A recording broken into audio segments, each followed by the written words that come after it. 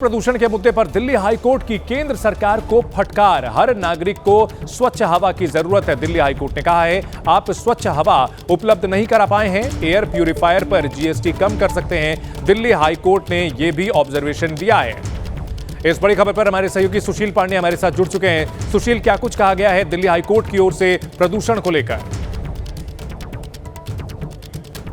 Delhi high court में याचिका दाखिल की गई थी और उसमें ये कहा गया था कि जो एयर प्यूरिफायर है उस पर जो जीएसटी की दर है 18%, उसको घटाकर 5% कर दिया जाए, क्योंकि लोगों को स्वच्छ हवा में सांस लेने का अधिकार है और सरकार एयर प्यूरिफायर को एज अ मेडिकल उपकरण के आधार पर नहीं इस्तेमाल कर रही है। लिहाजा इस पूरे मामले पर याचिका दाखिल की गई थी और आज इसी मामले पर सुनवाई करते हुए दिल्ली हाईकोर्ट ने केंद्र सरकार को प्रदूषण को लेकर जमकर फटकार लगाई।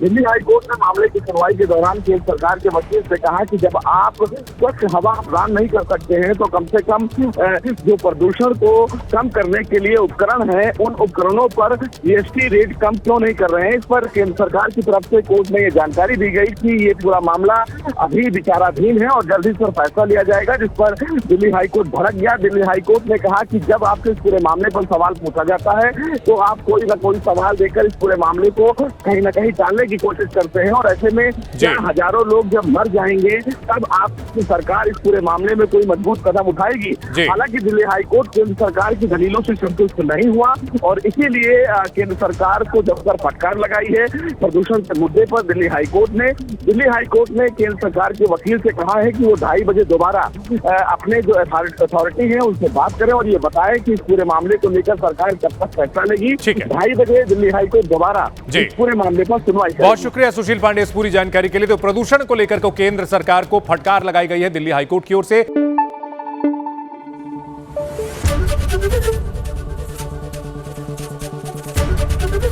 एबीपी न्यूज आपको रखे आगे।